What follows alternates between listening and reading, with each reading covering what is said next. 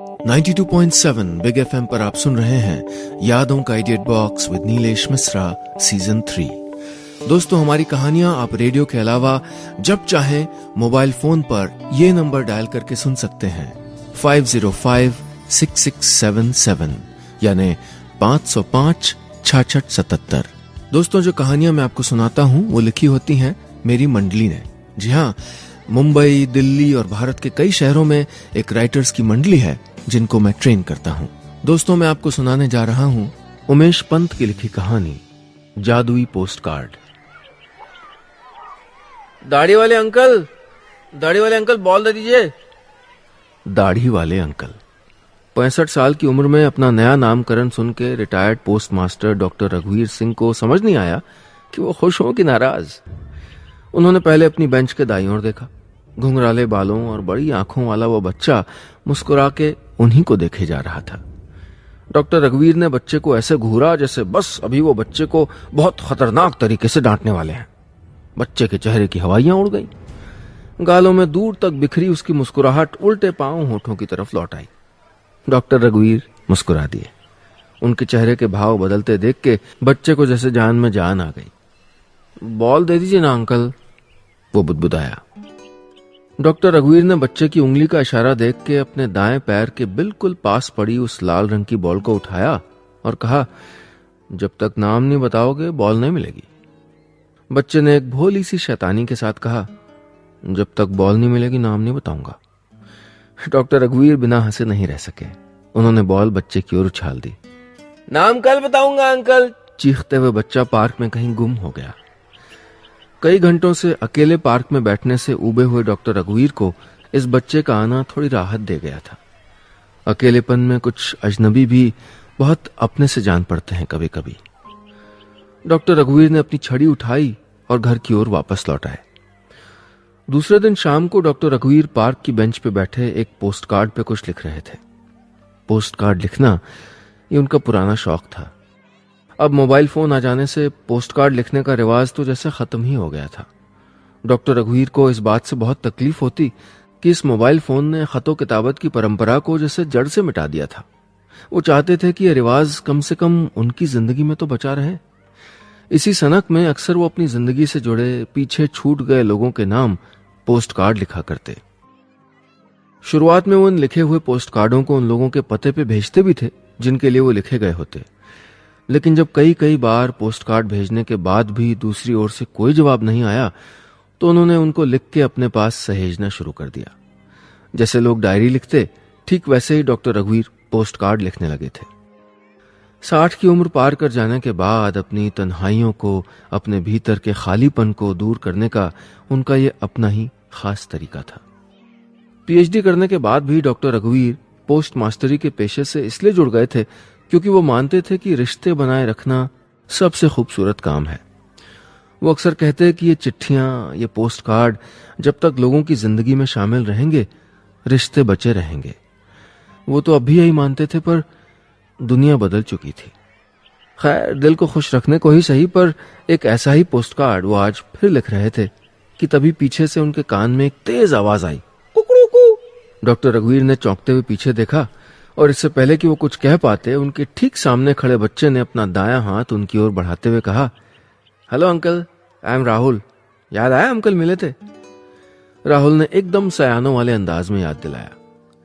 Doctor रघुवीर को याद तो आ गया, पर उन्होंने याद न आने का नाटक किया ताकि वो कुछ देर और उस बच्चे से बात कर सकें। हाँ, कहीं देखा सा तो लग रहा है, शायद किसी चिड़ियाघर में।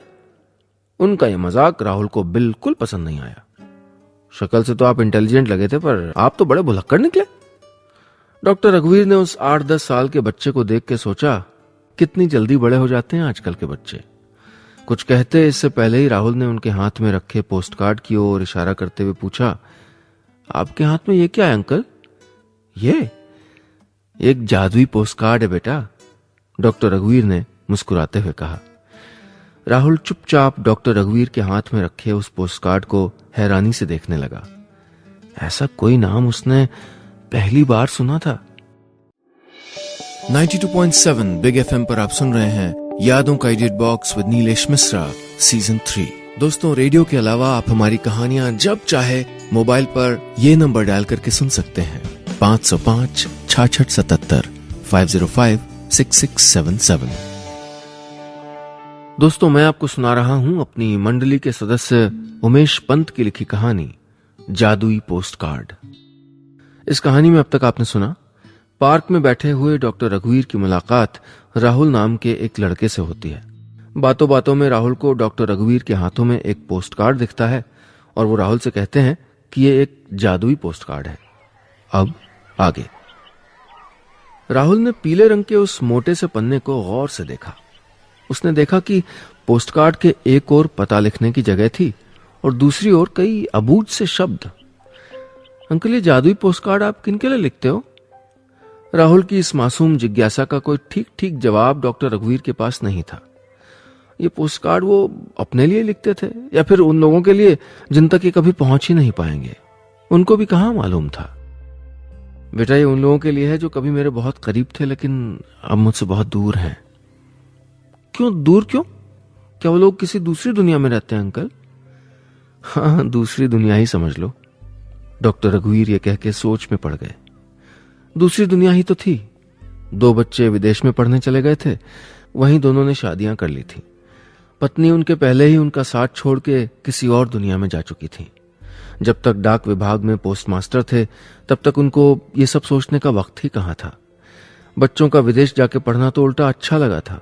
उनकी तरक्की से खुश थे वो। तब पत्नी की कमी उतनी नहीं खलती थी जितनी अब खलती है। डॉक्टर रघुवीर कुछ उदास से हो गए, लेकिन राहुल को जैसे ही पता चला कि ये पोस्ट कार्ड डॉक्टर रघुवीर को किसी दूसरी दुनिया से आते हैं, वो इस ख्याल से ही रोमांच से भर गया। अंकल, मैं भी दूसरी दुनिया के लोगों को पोस्ट कार्ड लिखना चाहता हूं, राहुल पूरी मासूमियत से बोला। और उनके आंसर्स भी मुझको पढ़ने हैं। पहले तो डॉक्टर रघुवीर को लगा कि वो राहुल को बता दें कि वो उस दूसरी दुनिया की बात नहीं कर रहे जैसी आजकल के कंप्यूटर गेम्स में होती हैं। ये वो दूसरी दुनिया है जो इस दुनिया की होके भी इससे कटी हुई है।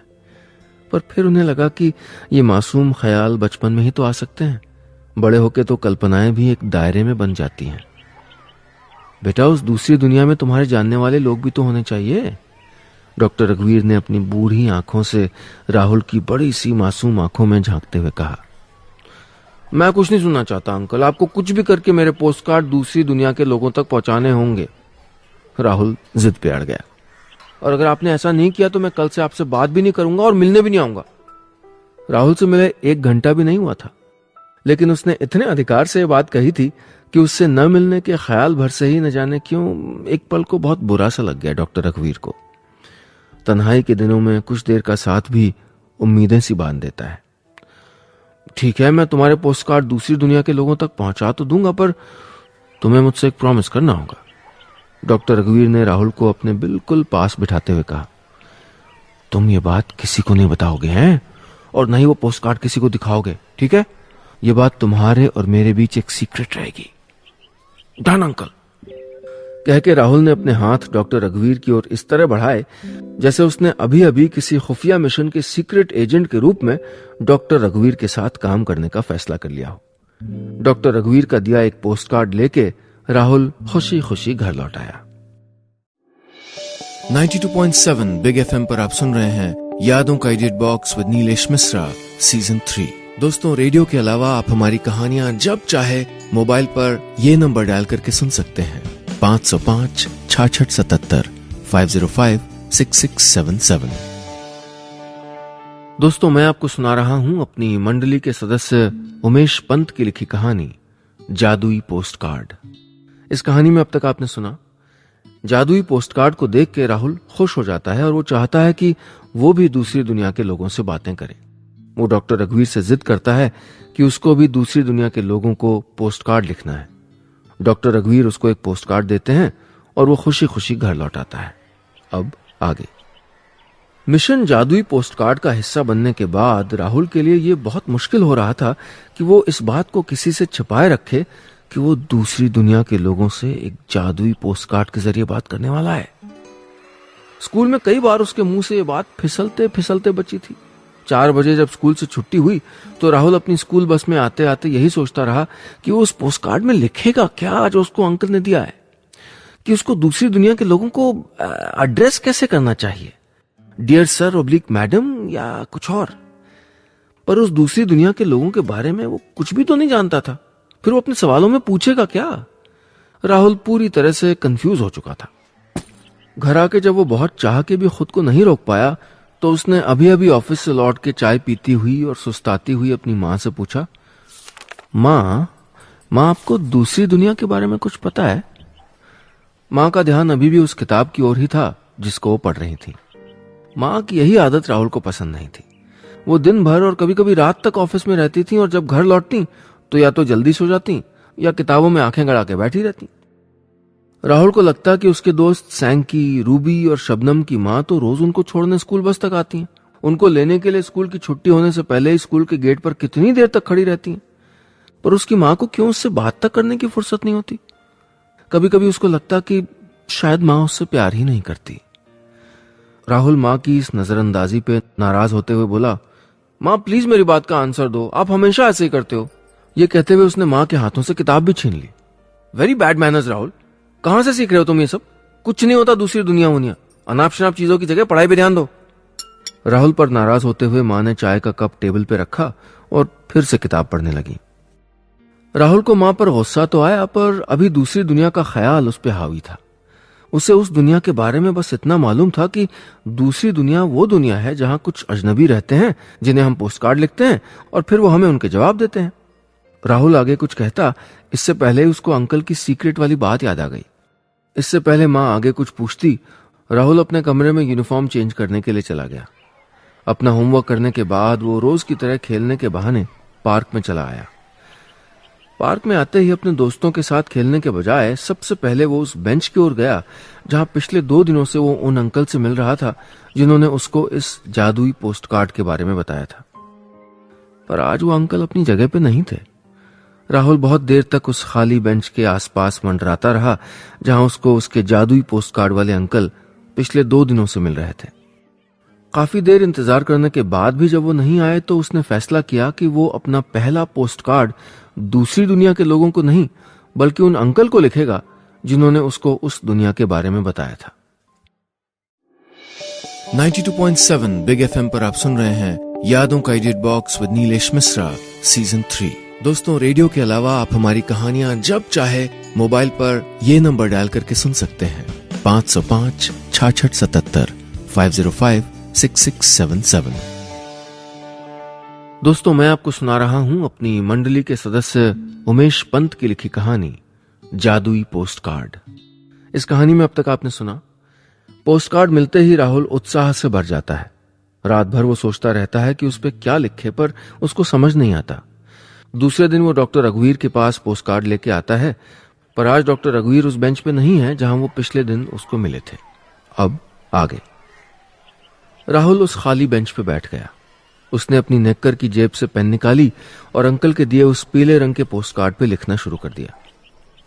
डियर अंकल, मैं आपसे बहुत नाराज हूं। आप मुझे जादुई पोस्ट कार्ड के बारे में बता के खुद गायब हो गए। अरे मैं तो उस दुनिया में किसी को जानता भी नहीं। आपके बिना मैं उनसे कैसे बात कर पाऊंगा? प्लीज आप कल यहां आ जाना, वरना मैं आपसे कभी बात नहीं करूंगा। राहुल। पोस्ट कार्ड पे इतना लिख के राहुल ने पहले इधर उधर देखा और फिर उस पोस्ट कार्ड को चुपके से उस एक बेंच के एक कोने पे रख के वो वापस लौट आया। आज उसका खेलने में भी मन नहीं लगा। वो अनमना सा होके थोड़ी ही देर में घर लौट आया। दूसरे दिन राहुल पार्क में खेलने गया तो सबसे पहले वो उसी बेंच के पास गया जहां उसने कल पोस्ट कार्ड रखा था। उसने दूर से देखा कि उस बेंच पे अब भी वो पोस्ट कार्ड पड़ा हुआ था जो उसने कल वहां रखा था। वो उदास होकर उस बेंच के और पास आ गया। कुछ देर वो बेंच पे बैठा रहा। उसे लगा हो सकता है कि आज अंकल आ ही जाएं। वो काफी देर तक अपने बर्थडे पे मिली उस लाल रंग की घड़ी की सुइयों को हौले हौले चलता देखता रहा, पर अंकल नहीं आए। हार के उसने वापस जाने के लिए पोस्ट कार्ड बेंच से उठाया ही था कि अचानक कुछ देख के उसकी आंखें चमक गईं। उसने देखा कि ये पोस्ट कार्ड उसका लिखा हुआ पोस्ट कार्ड नहीं था, ये तो किसी और की हैंडराइटिंग थी। उसने पढ़ना शुरू किया। डियर राहुल, मैं अभी तुमसे मिलने नहीं आ सकता, पर वो जो दूसरी दुनिया वाले लोग हैं ना, मैंने उनको तुम्हारे बारे में बता दिया है। उन्होंने कहा है कि तुम अपनी कोई 2 विश उनको लिख के दे सकते हो। और अगर हो सका तो वो कोशिश करेंगे कि उनमें से तुम्हारी कोई एक विश वो पूरी कर दें। तो तुम कल अपनी विशेष इस दूसरे खाली पोस्टकार्ड में लिख के ले आना। पोस्टकार्ड को चुपचाप इसी जगह पे रख देना, और हाँ, ध्यान रखना कि किसी को इस बारे में पता ना चले। तुम्हारा दाढ़ी वाला अंकल।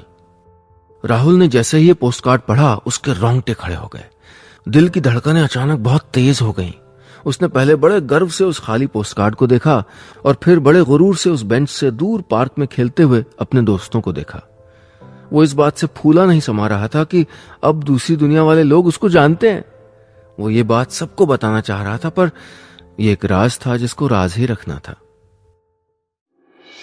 92.7 बिग एफएम पर आप सुन रहे हैं यादों का edit box with Nilesh Mishra season 3।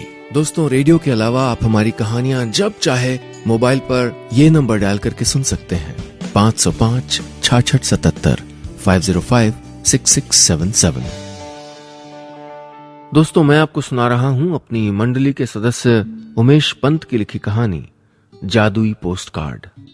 इस कहानी में अब तक आपने सुना, पोस्टकार्ड पाके राहुल खुश है, लेकिन अगले दिन जब डॉक्टर रघुवीर उसको पार्क में नहीं मिलते तो वो उनके लिए पोस्टकार्ड में एक संदेश लिखता है।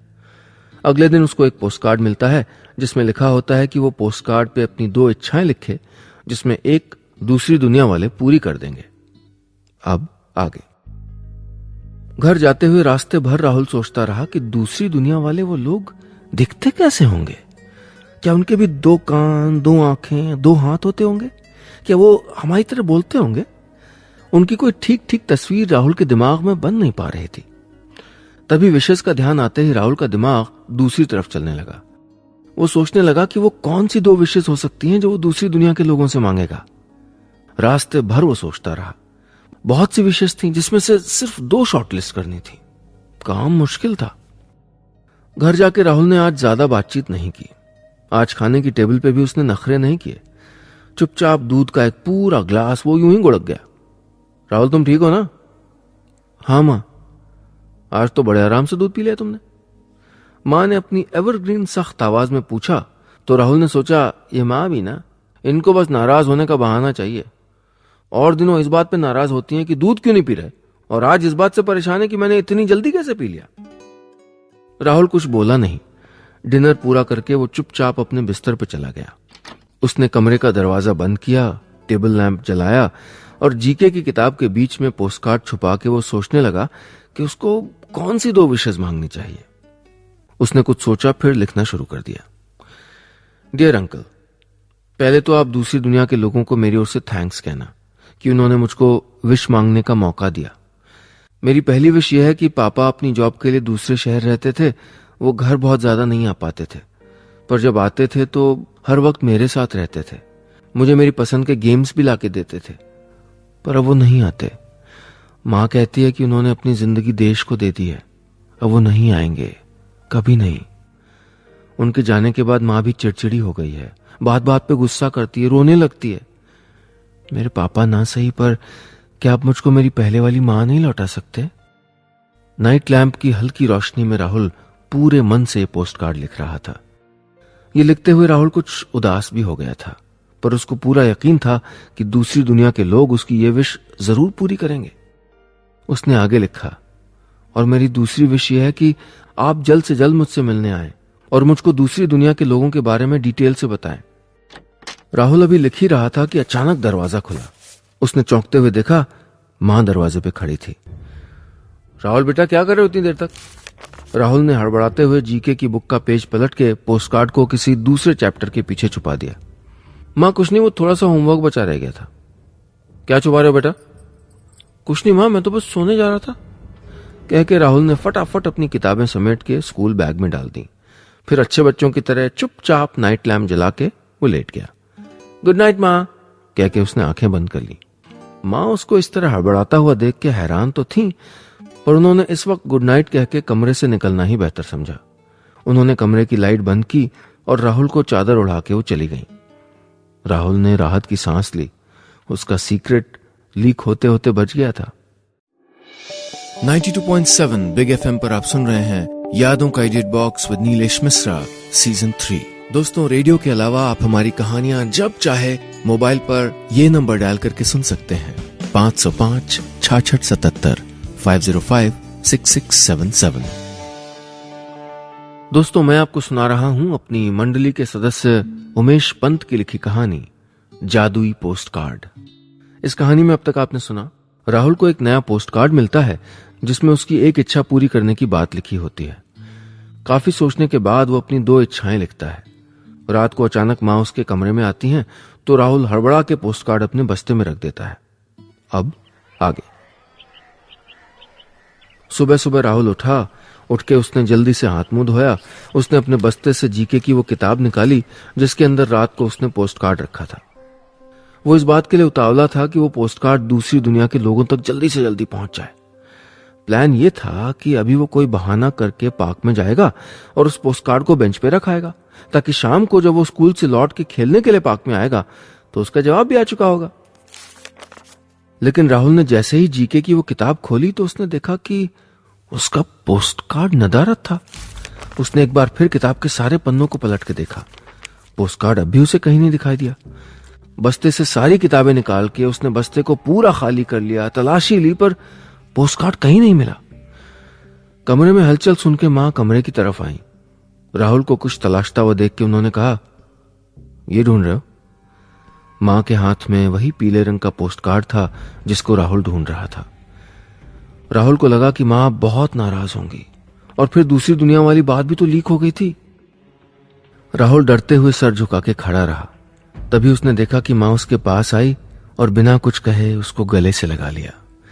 मां की सिसकियों की आवाज राहुल के कानों में साफ साफ सुनाई दे रही थी। उसने महसूस किया कि उसकी पहनी हुई कमीज गीली हो रही है। मां, आप रो क्यों रहे हो? राहुल के इस सवाल का कोई जवाब उसको नहीं मिला। राहुल ने अपने नन्हे हाथों से मां के आंसू पोंछे। ये पोस्ट कार्ड तुझे कहां से मिला बेटा? मां ने प्यार से पूछा। राहुल चुप रहा। अंकल से किया हुआ वादा उसको अब भी याद था। ये डॉक्टर रघुवीर कौन है? मां ने पोस्ट कार्ड टटोला तो उनको पते वाली जगह पे एक नाम लिखा मिला। उसके नीचे लिखा था लारोज बंगलो, सैंडहर्ट्स रोड। राहुल के पास अब छुपाने के लिए कुछ नहीं बचा था। उसने मां को पूरी कहानी बता दी। शाम के वक्त राहुल और मां दोनों सैंडहर्ट्स रोड पे लारोज अपार्टमेंट ढूंढ रहे थे। सकरी सी गली के एक दूसरे छोर पे एक खुली सी जगह थी और उस जगह पे एक बड़ा सा बंगला। बंगले के चारों ओर एक मुर्दा सी खामोशी छाई हुई थी। बंगले का गेट खुला था। मां राहुल को लेके अंदर चली आई। दरवाजे पर काफी देर तक घंटी बजाती रहीं, पर अंदर से कोई भी बाहर नहीं निकला।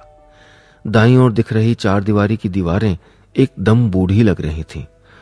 दीवारों की काली सी हो गई ईंटों पे काई जमी हुई थी। एक बार फिर घंटी बजा के मां ने आखिरी कोशिश की, पर कोई बाहर नहीं आया। हाँ, इस बार बगल के घर से एक औरत की आवाज आई, बेटा थोड़ी और देर से आते, इतनी जल्दी क्यों आ गए? कोई बूढ़ी औरत थी जिसकी सख्त आवाज में व्यंग घुला हुआ था।